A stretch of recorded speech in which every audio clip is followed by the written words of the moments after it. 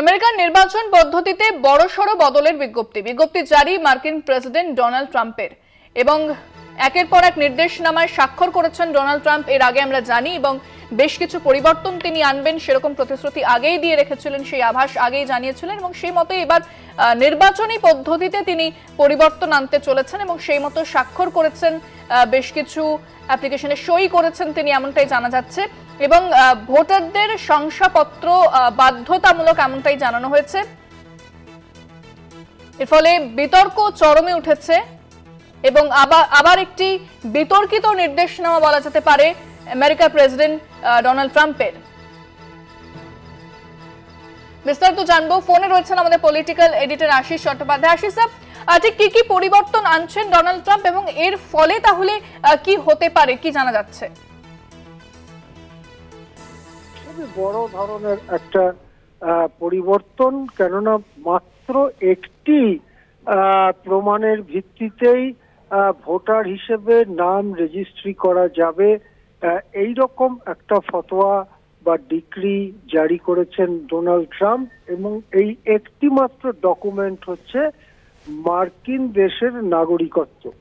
মার্কিন দেশের নাগরিকত্বের শংসাপত্র কেউ দেখাতে না পারলে ভোটার হিসেবে তার অন্তর্ভুক্তি হবে না, সে ভোট দিতে পারবে না। এখন এই বিজ্ঞপ্তি নিয়ে গোটা আমেরিকা জুড়েই প্রবল বিতর্ক শুরু হয়েছে।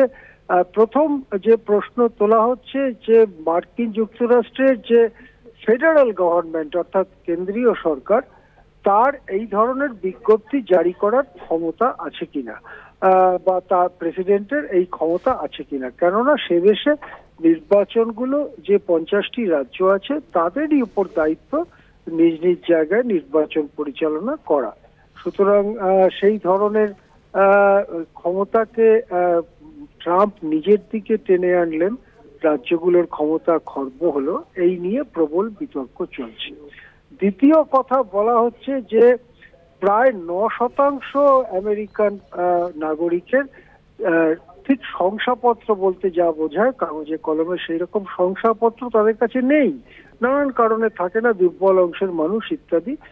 তাহলে তারা সম্ভবত ভোট দিতে পারবেন না, কেননা তাদের আবার শংসাপত্র জোগাড় করতে হবে। এবং এখন নাগরিকত্ব দেওয়া নিয়ে যে প্রবল টানাপোড়েন চলছে, সেখানে এই শংসাপত্র জোগাড় করা একটা দীর্ঘমেয়াদী ব্যাপার হয়ে উঠতে পারে। এই যে 9% যাদের হাতে নেই শংসাপত্র, তারা কিরকম? তারা মূলত দুর্বল অংশের মানুষ এবং এদের একটা বড় অংশই হচ্ছে কৃষ্ণ বর্ণের মার্কিন নাগরিক। তারা তাহলে সব থেকে বেশি বঞ্চিত হবে। ট্রাম্প অর্ডারে বলেছে যেদিন ভোট গোনা শুরু হবে সেই একদিনের মধ্যেই ভোট গোনা শেষ করতে হবে। যেহেতু কাগজের ব্যালটে ভোট হয়, এই রকম একটা ফতোয়া দেওয়া প্রায় অবাস্তব ব্যাপার, সেই রকম ফতোয়াও এখানে রয়েছে। সব মিলিয়ে এই ডিক্রি সম্পর্কে, এই নির্দেশিকা সম্পর্কে গোটা আমেরিকায় একটা বিতর্কের ঝড় উঠেছে। এখন দেখা যাক এটা নিয়ে কংগ্রেসে, মার্কিন সংসদে আলোচনা হয় কিনা, অথবা কোর্টের মঞ্চে এর আইনি দিকটা পরীক্ষিত হয় কিনা, সেটার জন্য অপেক্ষা করছে বিশেষজ্ঞ মহল। হ্যাঁ, ধন্যবাদ আশিস। কথা বললাম আমাদের পলিটিক্যাল এডিটর আশিস চট্টোপাধ্যায়ের সঙ্গে।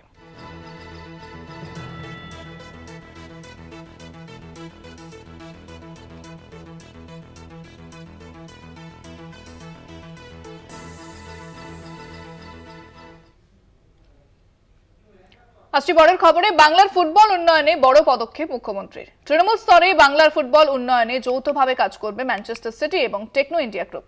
ঐতিহাসিক চুক্তিতে উচ্ছ্বসিত মুখ্যমন্ত্রী মমতা বন্দ্যোপাধ্যায়। টেকনো ইন্ডিয়ার সঙ্গে যৌথভাবে কলকাতায় ফুটবল স্কুল খুলবে man city. So I'm happy that it is our proud privilege that Manchester City Football Club, they have signed this